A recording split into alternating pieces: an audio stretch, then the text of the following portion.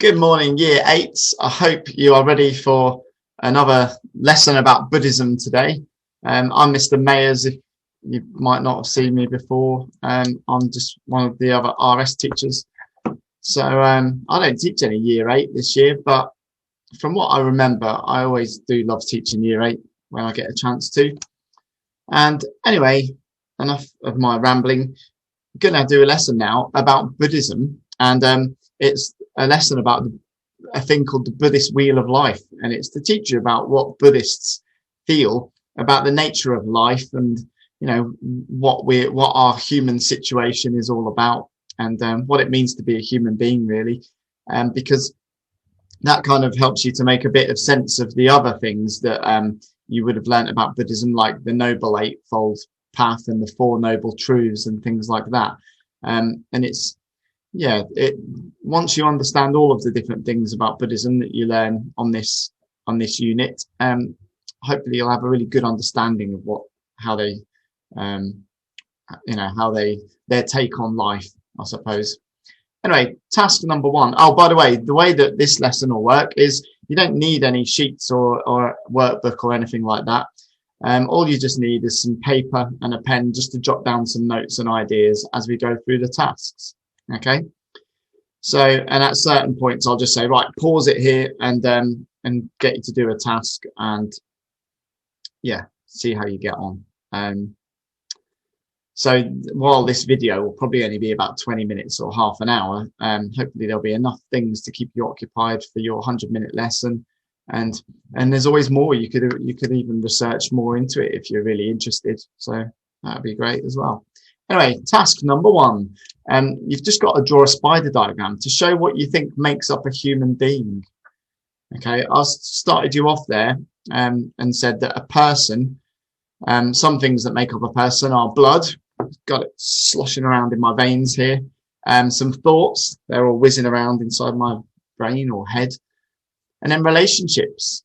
I'm like a teacher to some people, dad to one person, and partner to other people, friend to not that many people. But it's we all have different relationships. So see if you can add more to that, and then see if you can. This is more difficult, but see if you can see if you can put the different things that you've added to the spider diagram into some more general categories. Okay. I'll talk to you about that in a minute, maybe to give you a bit of a tip, but just pause it there and see what you can do for now, and then unpause it and I'll give you a couple more ideas in a minute. Okay. So if you're struggling, just some more ideas that I thought of was, like I put blood, thoughts and relationships. Well, you could divide that into different categories. So blood is like a physical thing, isn't it? It's part of the body that you have. So other things that you could add to that are bones and skin and stuff like that. And those are all about the physical things that structure what the human being is. Like hair, for example. Hair's weird, isn't it? It grows there and there, but not there, or not there. Why? I don't know. But we've got eyes are strange things as well. What are they made from? Mostly water, aren't they? But then I heard someone say that humans are mostly water. We're sort of like nearly 70% water, or between 60 and 70% water. That's strange, isn't it? So we're more like a puddle than not. Weird. Anyway, so that's physical stuff. So that'll give you loads more ideas to jot down about what a person is. But look, thoughts are there too. What are thoughts? I don't know. I don't think anybody really knows what the human consciousness is. So it's quite interesting. So you might have jotted down things like ideas or dreams or emotions, and these are kind of all like things that your brain or your mind creates within you. And strangely, thoughts can affect the physical things in the first section. So if I think a thought in my head, like I'm going to move my arm, and then it does it, and then the bones and muscles do it. So the mental events going on in the brain can affect physical reality for us. That's interesting. And also your thoughts can make ideals or things that you create in your mind become possible. So when somebody invented, I don't know, aeroplanes, they thought, right, I've just thought of a thing that could be that isn't yet, and then they made it a reality. I think it took loads of years. I think they faffed about with like wooden sticks trying to jump off like into rivers and things, and it didn't work. But you get the idea, you know. Everything that we've made, humans have made, originated as a sort of idea or thought. And also relationships. So you know, we're not just physical beings who have you know, ideas running around inside our minds. We also manifest those ideas and dreams and ambitions and emotions, especially, I suppose, outwardly as well. And that determines how we relate to other people. So yeah, some of you might have loads of friends, or some of you might have quite a few people you don't get on with. You might call them enemies, but hopefully not too many. But you know, we divide people into different groups as well. So yeah, it's all really interesting. So what you are as a human, just to summarize, I suppose, is like you're a physical blend of cells and molecules, but somehow it's managed to create some sort of ideas and actions that determine, and we're all stuck in this sort of universe together, and that's how we interrelate with each other in terms of our relationships. So you know, you might not get on with your neighbors, I don't know, but and then your thought, you can think about how you don't, and then you could even change that. So you can change your relationships through your thoughts. But sometimes your relationships can affect your thoughts and change the way you are. So if you know, if someone's horrible to you, it might make you a bitter person. And the physical elements can affect your thoughts as well. Like if you break your leg, you're going to be really annoyed and you might be angry at people. So all of these things sort of mold together to make us who we are and make up the human being.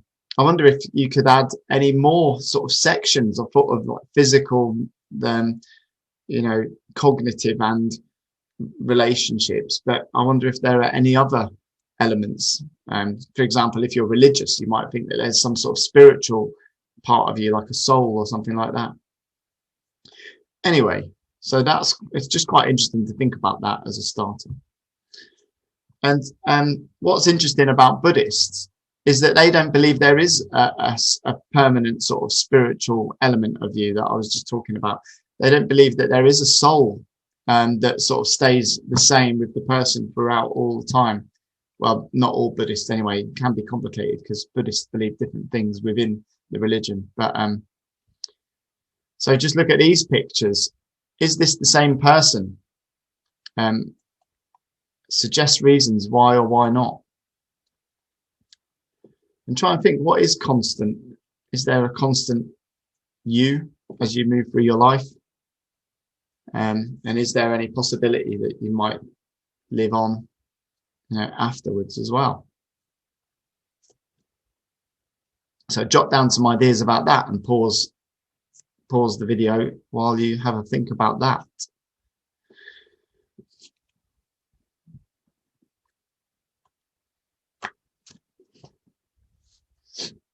Okay, well done.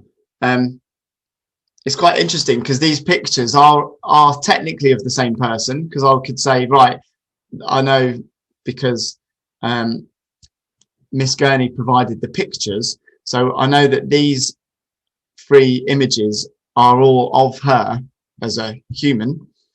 But it kind of depends what you believe about what a human being is, because going back to the first bit, you know, lots of your cells die, don't they, and get replaced going through your life. And so physically, you're not quite the same person. as you go through life. I don't know all the science behind that, because I think, tattoos, if you get them when you're 20, I think they stay with you forever. So all your cells can't be replaced all the time. I think some bits stay longer than others, but certainly let's just agree that you definitely change as a person. So, for example, if the Miss Gurney that was in the left-hand picture started saying to you, right, I hope you're okay in school, look after yourselves, and remember to be good, you'd think, why is there a little baby walking around talking to me, telling me what to do in school and things?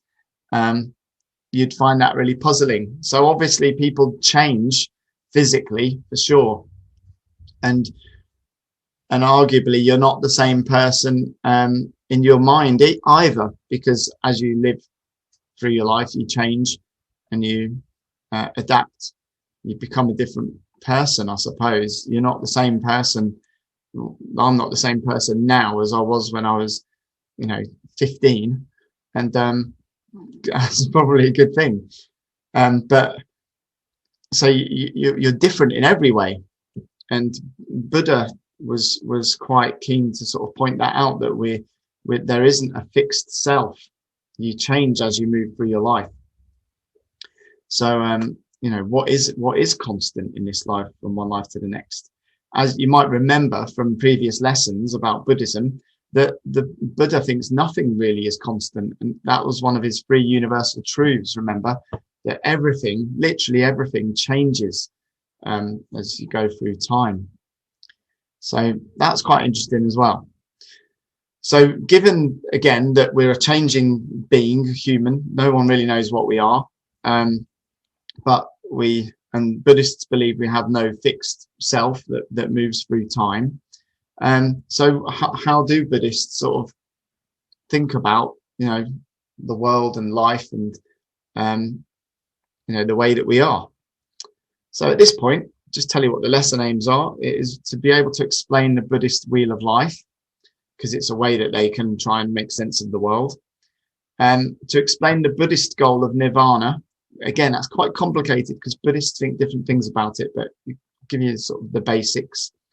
And then you were going to work collaboratively if we were in school to create a video about the wheel of life, but we're going to do that in a slightly different way now, because obviously we're in lockdown and you can't sort of work with other people in groups and stuff. So we're going to do that a bit differently, but that's what the lesson's about, and hope you like it as we go through it. So the first stage of the lesson is the input stage. I'm going to just sort of give you a bit of information, tell you some stuff about the wheel of life and how Buddhists sort of make sense of it. It comes from the Tibetan Buddhist tradition. And what it basically is a picture that explains lots of the teachings about life. That function can't be supported. Should be quiet, Google. What it is a picture of all the different teachings and beliefs that Buddhists have about Dharma, which is the duty that Buddhists have, and rebirth. And again, it's a tricky belief about rebirth, but I'll talk to you about that a bit later. But the thing to remember is that the wheel of life isn't to be taken too literally. The different realms that it explains are more realistically seen as states of mind, I suppose, or places that you can be, but not literal geographical places that you can get up and walk to. So, for example, this is what the wheel of life looks like. And you can tell straight away that it's a pretty interesting picture. And, but, have a pause of the video, pause it on this image and just maybe jot down a couple of first impressions. What do you think Buddhists can learn from this? What do you think, how do they understand this picture, and how does it help them understand the world? Maybe jot down some ideas and then see how many you manage to guess when I'll tell you what Buddhists do think about it in a minute.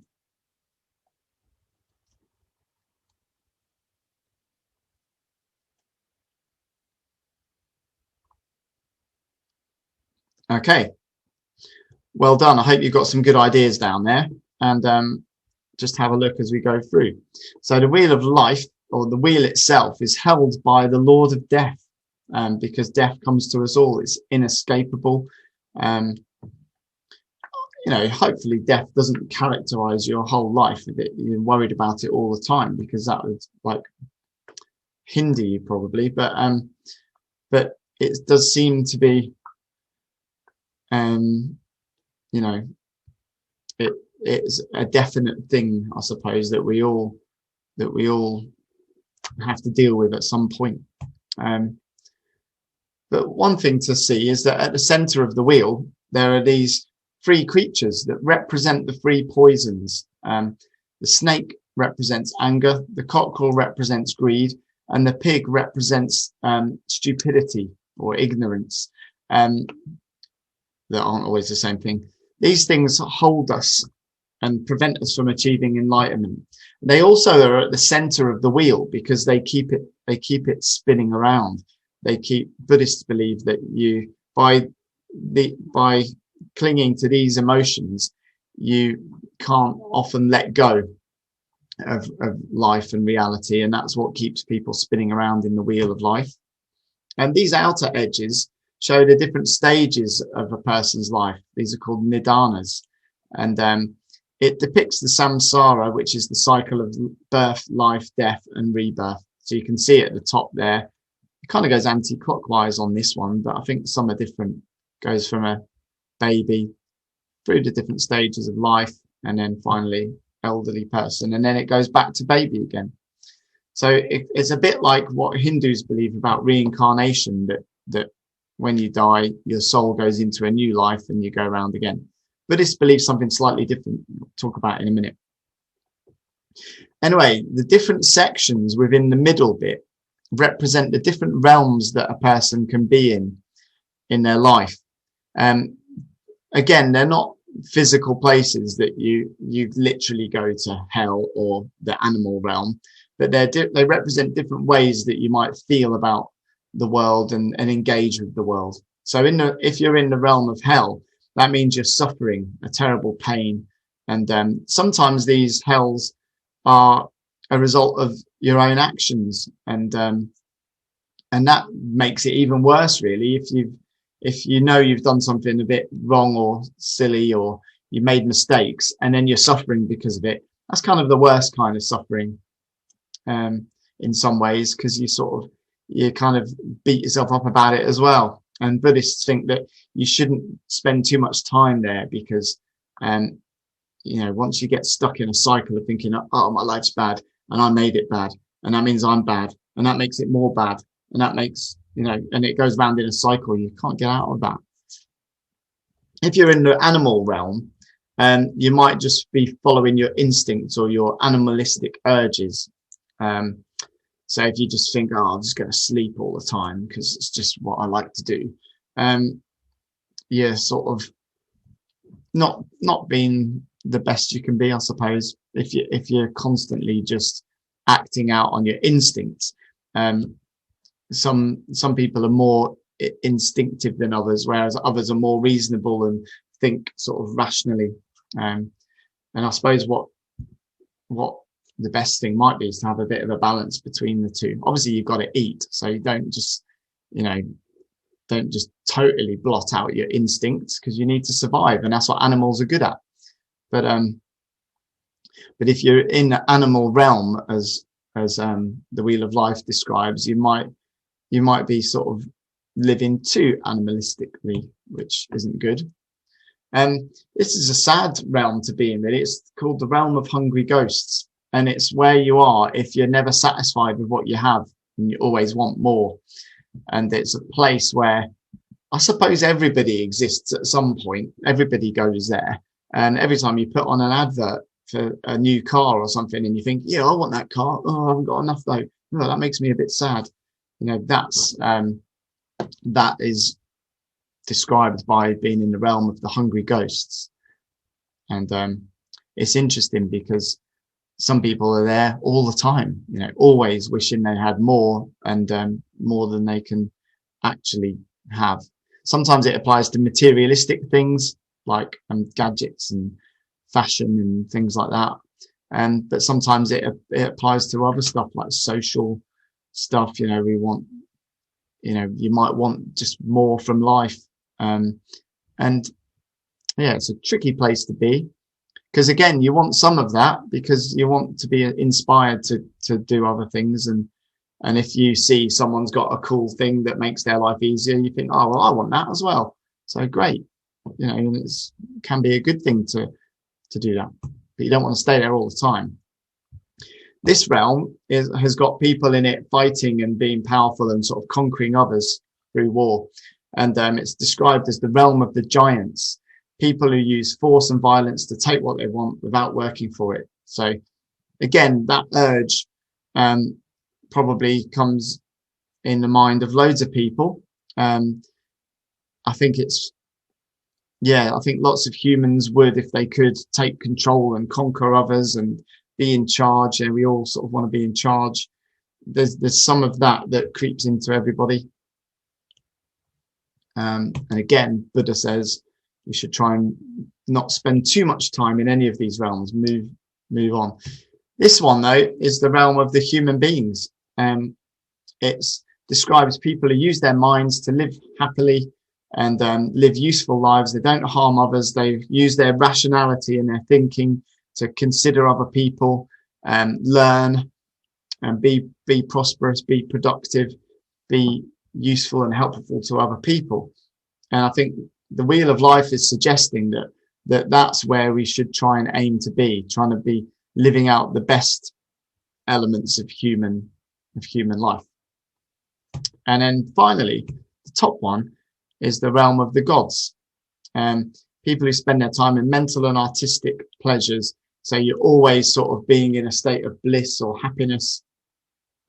And again, that, I suppose, those last two are the two ones where Buddhism is suggesting that you should be. Obviously, you might not want to spend too much time in the realm of gods, because again, your duties might lay elsewhere in the realm of the human being, like being productive and caring for your family and things.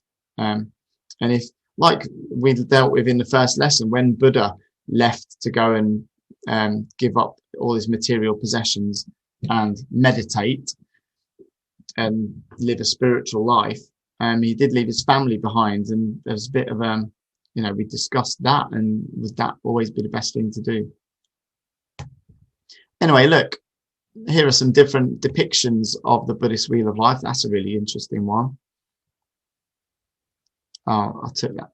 That one's got a bit of a shiny picture on it. Some of them are really brilliantly drawn. And yeah, so we're going to have a bit of more of a read as well, because that was just me rambling on about the Wheel of Life. But in the class now, you'd be given this sheet and be asked to read it, and then label a diagram with some of the key points. So I'm just going to quickly read this to you then, to make it a bit quicker, and hopefully your eyes can see it. But it says, the goal of Buddhists. The Buddha was born a Hindu. So remember, Buddhism came out of Hinduism. Hinduism teaches that each person has a soul which moves on from one life to another. This is called reincarnation or rebirth. The Buddha did not accept the idea of a soul that could move on into another life, but he believed that a person's actions, karma, would have an effect on future lives. Imagine two candles. The flame of one candle causes a flame to start burning on the other. There are two different flames, but the second is a result of the first. The Buddha taught that rebirth worked in the same way. One life leads to another. So this is different, because Hindus believe that when you die, your soul, the bit of you that is really you, continues on into a new life. But this is why we were thinking earlier on, what constitutes a life? What is a person? Because Buddhism seems to be suggesting here that what makes you who you are is your actions. And that's the thing that continues on after you've gone. So Buddhism this sort of Buddhism teaches that there is no fixed self. All you are from 1 minute to the next is what you do. And that's what generates karma. And so if you do lots of good things, you put lots of good actions out into the universe, then you create more good karma. But if you do negative things, if you go around doing bad things, you're going to generate negative karma and put that out into the world.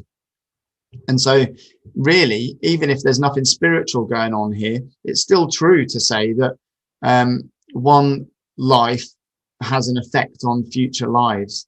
So like the candle, lighting the flame in another candle. It's a good way to think about your time on earth, I suppose, is that you're here, you're going to do lots of things in the course of your life, and they'll all have an effect on other people and yourself as well in your own future.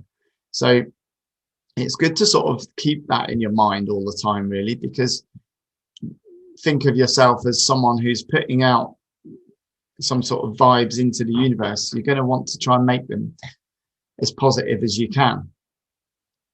And human beings are in the best position to do that. As the next paragraph says, it says, being born as a human is a rare and precious thing. Imagine a blind turtle swimming around in a vast ocean and surfacing only once every 100 years. A small golden ring floats on the surface. What are the chances that it will put its head up exactly through the middle of the ring? You have the same chance of being reborn as a human being. So, wow, you might think, whoa, that's not right, because I'm a human and everyone in this house is a human and everyone at my school is a human. So there's a good chance of being born a human being. But when you consider all the other life that's about, I think that puts it into perspective, doesn't it? There's so many, even on your human body, there's probably living loads of little microorganisms and bacteria that live in your stomach to digest your food. There's microbes everywhere, living viruses, and not to mention insects, all the insects and bugs and smaller creatures. You know, you are in a minority if you're a human. I don't know that this is scientifically true, but I think I read somewhere that rounded up to the nearest percent, every living thing is an insect. But I'm not sure about that. Maybe a biology teacher would be able to correct that one. Anyway, let's just read the last bit.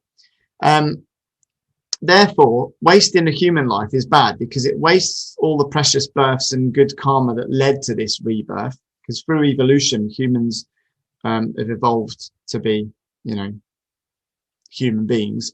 And it wastes the chance of getting enlightenment now. And it wastes the future lives which could have built on this one and lead to enlightenment. So Buddha was quite clear to say that only human beings can become enlightened. They're the only creatures that can figure out this truth of life that he figured out, and then go on to live in such a way that could make them enlightened. Anyway, the last bit is about the wheel of life. And it says, the wheel of life is like a map. It shows things that happen in life and the effects that they can have on people. In the center of the wheel, you see a snake, a cockerel, and a pig. These represent greed, hatred, and ignorance. They're biting each other's tail because they feed on one another. Around these are various worlds. They range from the world of the gods, where everyone's happy, down through the human and animal worlds. Below the human world is a world of hungry ghosts who always want more and are never satisfied. A person moves from one of these worlds to another. You might know someone who is like a hungry ghost, or someone who is more like an animal than a human being. Hopefully not. But on the outer circle is a set of links called nidanas. These show a path through life. First, you're unaware of anything. Then you start to see things around you. I'm assuming this is after you're born. And in your ignorance, you want them and grasp at them. And this grasping leads to unhappiness, and you move on to another life. Buddhists see the Dharma as a way to escape from the hatred, greed, and ignorance which keep the wheel turning. And as you look at the wheel, you might recognize yourself in some of these situations. At different times, you might have been through all of these worlds. They're not just imaginary places in some other universe. They are ways of describing this world here and now. So it's really interesting, that is, because It makes a really good point about life, I think, that most of the places that you're at aren't geographical. You know, you might say, oh yeah, I've been to Europe, and I've been to Africa, and I've been to America, and I've been to all these places. But most of the places, you know, if you live in one or two, or maybe you travel a lot and you go on holidays, but maybe you'll spend most of your time living in one or maybe two places or so. So you might say, yeah, I grew up in London, and I spent most of my adult life in Norwich or whatever.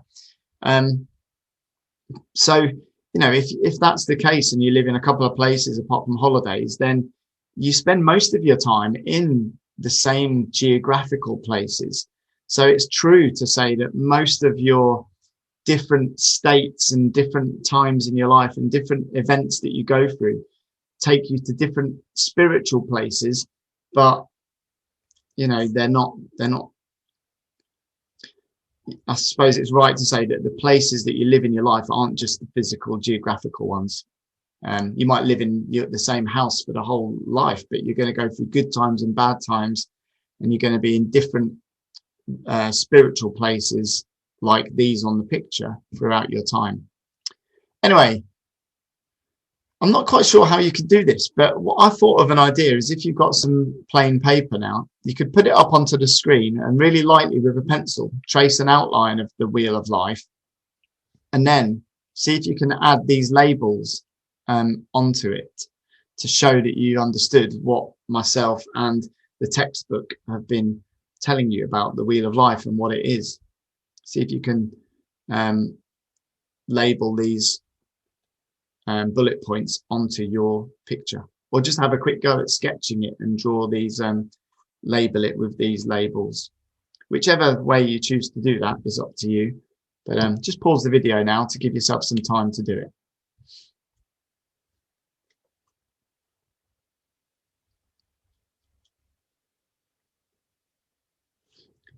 Okay, it's time to go through the answers. I hope your wheel of life image has managed to be a good one.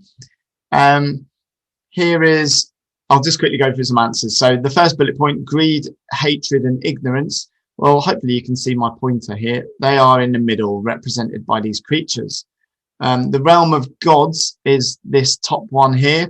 In this depiction, it's got angel type dudes flying about some trees. The realm of hungry ghosts. This image is horrible in a way. Look at that. They've depicted the hungry ghosts as people with like sort of big bellies but tiny mouths, so they can't eat enough to fill themselves, and they've for some reason got like knives sticking out of their stomachs to sort of represent the piercing hunger of insatisfaction that they feel. That's really eerie. I don't like this image. The hell realm is just as bad. There's all these sort of goblin-y type creatures here. One of them's got some sort of mirror or something. I don't know. And the animal realm is that one down here, obviously, because it's just got animals in it. The human realm is this one here, where they're all being productive. Look, one's making a sculpture, one of them's learning, one of them's being creative. The nidanas are these bits going around the edge. You might remember from earlier on that that's what they are. The realm of giants is these folks with swords and axes. They're going off conquering and trying to dominate everybody. Yama, the Lord of Death, is the thing holding all the wheel of life, remember? And interestingly, Buddha is here in the top right, and the Buddha is pointing the way to nirvana. For those of you who are super interested, I'm going to ask you a really cryptic question. I looked it up ages ago, and it's quite interesting. If you want to know, see if you can find out why there's a rabbit and a moon in that corner representing nirvana. See if you can find that out. It's pretty interesting. Okay, moving on then. So now that you've understood the wheel of life and understood the way that Buddhists feel about life, just to remember, these are the places or the realms in the wheel of life are all moods or mental states that we can find ourselves in. They're not sort of places you get born into for your whole life. You transfer through all of these. So have a look at these pictures and try and describe the realm that each one represents. Okay, so some pictures there. These are situations that we all might find ourselves in. Not literally. I've never held on to some balloons and gone flying up above the clouds, but just see if you can link them to some of the realms that the Wheel of Life describes. Good luck. You can pause it now and then talk about it in a minute. Okay, so hopefully you managed to do that. Don't beat yourself up about this, because I don't think there's any right or wrong answer. But if I was doing this, I'd probably say that guy in the top left is a hungry ghost. He's like, he looks like he's hungry, but he's got no food. And he's really like unsatisfied with life. And yeah, seems to be a bit unhappy. I would say this guy looks a bit like he's sort of in the realm of the giants, where he's trying to conquer the other person and have a go at them. He's shouting at him so much that his tie is flying backwards. So he's sort of, you know, angry.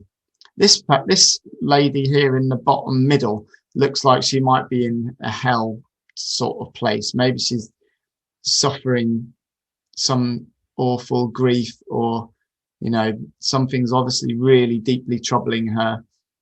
I guess, I mean, she might have just watched a bit of a sad movie and be really happy, but, you know, we can only go off the images. This person with the balloons, I'd probably say, is in the realm of the gods. It's sort of like, that's a really surreal sort of place to be. He's on cloud 9, which is just another way to represent that kind of thing. I don't know about this one bottom right. He might be really happy and just having like a relaxing day at home watching Netflix. But yeah, I'm not sure. Probably being a bit animalistic, I would suggest. Just saying, I'm just going to lie in bed, go to sleep, wake up, eat some snacks, go back to sleep. Not really, you know, just sort of feeding his animalistic instincts. And then the folks in the bottom left are probably in the human realm, being productive. You know, they've got a purpose, they're doing something, working as a team, look like they're doing something useful. I don't know. Again, they might not be, they might be doing something bad. But anyway, finally, have a think about the Wheel of Life and what you've learned about how Buddhists view life and things like that. And yeah, decide what your opinion of it is. You know, some people might say, yeah, Buddhism explains the nature of human experience really well. And I think it really captures and, you know, explains a lot to me, and I can learn a lot in my life from it. And lots of people do think that, because quite a lot of people have chosen to live Buddhist type of lifestyles. Even if they're not committed Buddhists, they do self-help programs and ways to become more productive, and people are really into that kind of thing sometimes. But others might say, nah, don't get it, you know, Buddhism doesn't really speak to me in any way, doesn't explain reality. So try and think what your view about the Wheel of Life is. Maybe use some examples to describe how it might portray the life that you find yourself in. And yeah, I think however you want to do that, jotting down some notes or speaking to another person, it's totally up to you. And then finally, got some final questions for you to think about. See if you can explain this. How do greed, hatred, and ignorance lead to suffering? What is it about those characteristics that can cause suffering? The Buddhist word, you might remember from the Four Noble Truths, that Buddha believed that much of the suffering was caused by craving, and that's what causes the cycle of samsara to continue. An extra hard sort of development question here is, why do you think this is?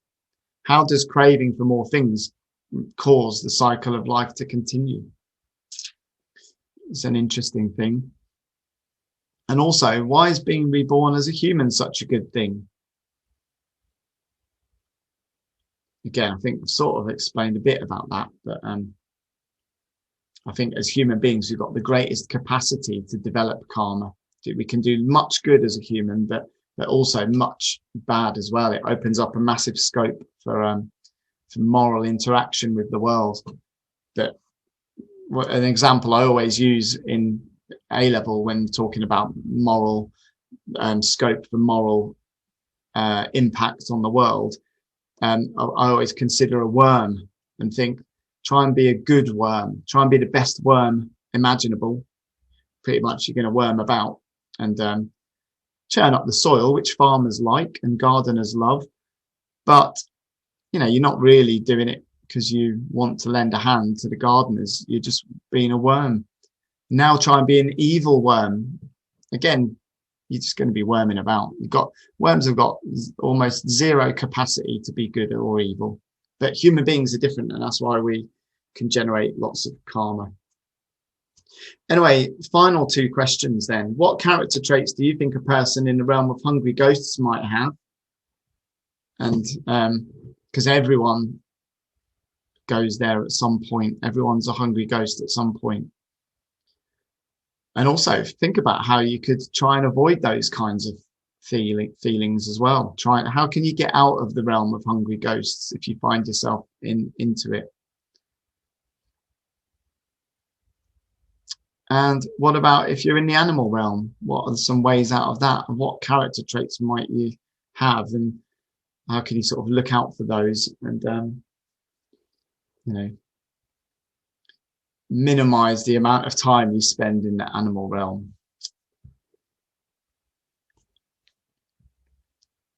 Okay, so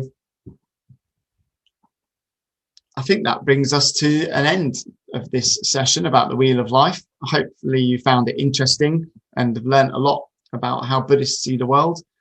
And yeah, I think that's it. Why not send some evidence of your work and your notes to your class teacher? And that would be excellent for them to see what you've got up to. And yeah, that's it for now. I hope you had a good lesson and enjoy your future Buddhism lessons as well. Speak to you soon. Bye.